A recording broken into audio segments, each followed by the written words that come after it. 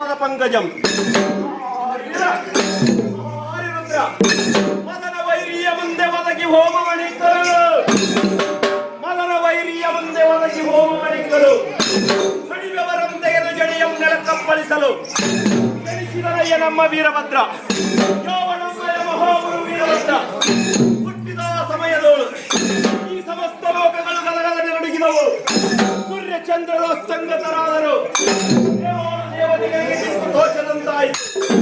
ಅಂತಹ ವರಗುರು ವೀರಭದ್ರನ ಪವಿತ್ರವಾದ ಪಾದಾರಂಧಗಳಿಗೆ ಭಕ್ತಿಯ ಪ್ರಣಾಮವನ್ನು ಅರ್ಪಿಸುತ್ತಾ ಹರ ಹರ ಓಂ ನಮಃ ಶಿವಾಯ, ಹರ ಹರ ಮಹಾದೇವ ದೇವ, ಹರಿ ಪ್ರಭುವೇ ಹರಿ ಎನ್ನಡೇನೆ.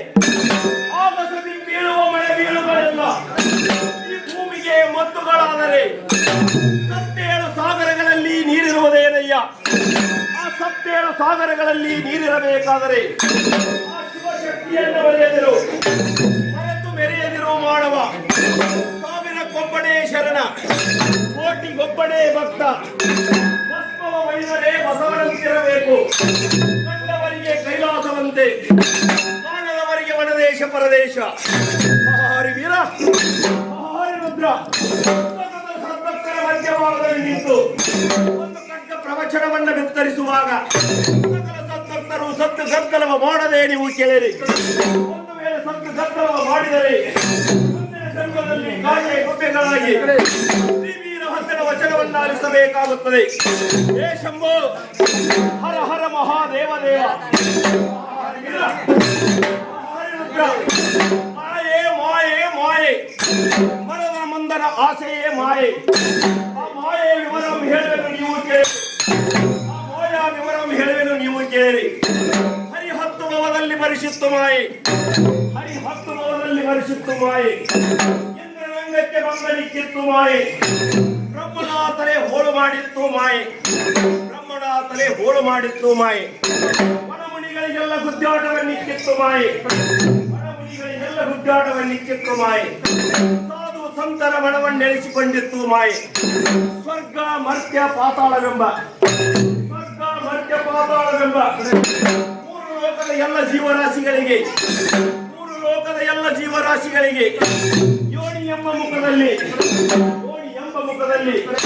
ಹರಿಹರಿದು ಮಿಂಗಿತ್ತು ಮಾಯೆ, ಹರಿಹರಿದು ಮುಂಗಿತ್ತು ಮಾಯೆ. ಕಣ್ಣಾಡಿ ಮಾಡಿದ ಮಾಯೆಗೆ ನಾನು ಬೆಕ್ಕನೆ ಬೆಳಗಾದನಯ್ಯ. ಎಂತಹ ಮಾಯಾಜಾಲ ಪ್ರಪಂಚದಲ್ಲಿ, ಇಂತಹ ಮಾಯಾ ಪ್ರಪಂಚದಲ್ಲಿ ಯಾರು ಗಣವೆಂಬುವರನ್ನು ಹೇಳುವೆನು ನೀವು ಕೇಳಿರಿ, ಯಾರು ಗಣವೆಂಬುವರನ್ನು ಹೇಳುವುದು ನೀವು ಕೇಳಿರಿ. ಬ್ರಹ್ಮನು ಗಣವೆಂಬಿರಯ್ಯ, ಬ್ರಹ್ಮನು ಗಣವಲ್ಲ. ಬ್ರಹ್ಮನು ಕಮಲದಲ್ಲಿ ಹುಟ್ಟಿದನಯ್ಯ, ಕಮಲವು ಗಣವೆಂಬಿರಯ್ಯ, ಕಮಲವು ಗಣವಲ್ಲ. ಕಮಲವು ಕೆಸರಿನಲ್ಲಿ ಹುಟ್ಟಿತು, ಕೆಸರು ಗಣವೆಂಬಿರಯ್ಯ, ಕೆಸರವು ಗಣವಲ್ಲ. ಕೆಸರವು ನೀರಿನಲ್ಲಿ ಹುಟ್ಟಿತು, ನೀರು ಗಣವೆಂಬಿರಯ್ಯ, ನೀರು ಗಣವಲ್ಲ. ನೀರು ಸಮುದ್ರದಲ್ಲಿ ಹುಟ್ಟಿತು, ಸಮುದ್ರವು ಗಣವೆಂಬಿರಯ್ಯ, ಸಮುದ್ರವು ಗಣವಲ್ಲ. ಸಮುದ್ರವು ಅಗಸ್ತ್ಯ ಮುನಿಯ ಕುಣಿತಕ್ಕೆ ಸಾಲದಾಗಿ ಹೋಗಿತ್ತು, ಸಮುದ್ರವು ಅಗಸ್ತ್ಯ ಮುನಿತಕ್ಕೆ ಕಾಡದಾಗಿ ಹೋಗಿತ್ತು. ಅಗಸ್ತ್ಯನು ಗಣವೆಂಬಿರಯ್ಯ, ಅಗಸ್ತ್ಯನು ಗಣವಲ್ಲ. ಅಗಸ್ತ್ಯನು ಕುಂಭದಲ್ಲಿ ಹುಟ್ಟಿದನು, ಕುಂಭವು ಗಣವೆಂಬಿರಯ್ಯ, ಕುಂಭವು ಗಣವಲ್ಲ. ಕುಂಭವು ಈ ಭೂಮಿಯಲ್ಲಿ ಹುಟ್ಟಿತು, ಭೂಮಿಯು ಗಣವೆಂಬಿರಯ್ಯ, ಭೂಮಿಯು ಗಣವಲ್ಲ. ಭೂಮಿಯು ಆದಿಶೇಷನ ಹೆಣೆಗೆ ಸಾಲದಾಗಿ ಹೋಗಿತ್ತು. ನಮ್ಮ ಆದಿಶೇಷನು ಗಣವೆಂಬಿರಯ್ಯ, ನಮ್ಮ ಆದಿಶೇಷನು ಗಣವಲ್ಲ. ನಮ್ಮ ಆದಿಶೇಷನು ಪಾರ್ವತಾದೇವಿಯ ಕಿರುಬೆರಳಿನ ಉಂಗುರಕ್ಕೆ ಸಾಲದಾಗಿ ಹೋಗಿದ್ದರಯ್ಯ. ನಮ್ಮ ಪಾರ್ವತಾದೇವಿಯು ಗಣವೆಂಬಿರಯ್ಯ, ನಮ್ಮ ಪಾರ್ವತಾದೇವಿಯು ಗಣವಲ್ಲ. ನಮ್ಮ ಪಾರ್ವತಾದೇವಿಯು ಪರಮೇಶ್ವರನ ಎಡತೊಡೆಯನ್ನು ಬಿಟ್ಟು ಅರಿಯಲಾಗಿದ್ದಳು.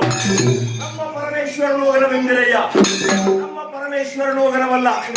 ನಮ್ಮ ಪರಮೇಶ್ವರನು ಭಕ್ತರಾದ ಬಸವಣ್ಣನ ಎದೆಯೊಳಗೆ ಅಡಗಿದ್ದನಯ್ಯ, ಭಕ್ತರಾದ ಬಸವಣ್ಣನ ಎದೆಯೊಳಗೆ ಅಡಗಿದ್ದನಯ್ಯ. ಆದ್ದರಿಂದ ಭಕ್ತರ ಭಕ್ತಿಯೇ ಅಧಿಕ, ಭಕ್ತಿಯೇ ಮುಕ್ತಿಗೆ ದಾರಿ, ಭಕ್ತಿಯೇ ಮುಕ್ತಿಗೆ ದಾರಿ. ಎಂತಿಪ್ಪ ವೀರಶೈವ ಭಕ್ತ ಸಮೂಹವೇ, ಈ ದೇಹದೊಳಗಿನ ಉಸಿರಿನ ಲೀಲಾ ಜಾಲೆಯವರೆಗೂ ಶಿವಧ್ಯಾನ ಮಾಡಿರಿ, ಸಕಲ ಇಷ್ಟಾರ್ಥಗಳ ಸಿದ್ಧಿಸುವಯ್ಯ. ನುಡಿಯಲ್ಲೆಚ್ಚತ್ತು, ನುಡಿಯಲ್ಲೆಚ್ಚತ್ತು, ನಡೆಯಲ್ಲಿ ತಪ್ಪಿದರೆ ಕೈಯಲ್ಲಿ ಹಿಡಿದಿರ್ಪಲಿಂಗ, ಕೈಯಲ್ಲಿ ಹಿಡಿದಿರ್ಪಲಿಂಗ. ಸರ್ಪವಾಗಿ ಕಾಡುವುದು, ಸರ್ಪವಾಗಿ ಕಾಡುವುದು.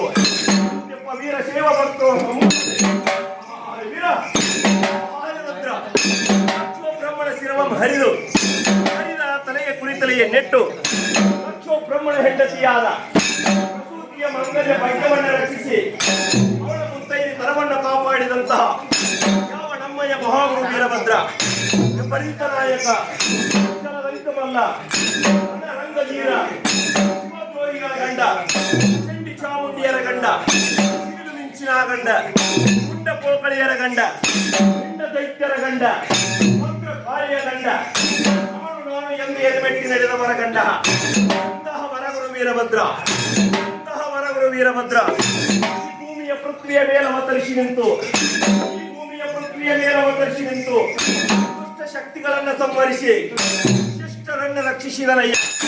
ಈ ನಿನ್ನ ಮಹಿಮಾ ಮಹಿಮೆ ಎಂದು ಉಂಟು, ಈ ನಿನ್ನ ಮಹಿಮಾ ಮಹಿಮೆ ಎಂದು ಉಂಟು.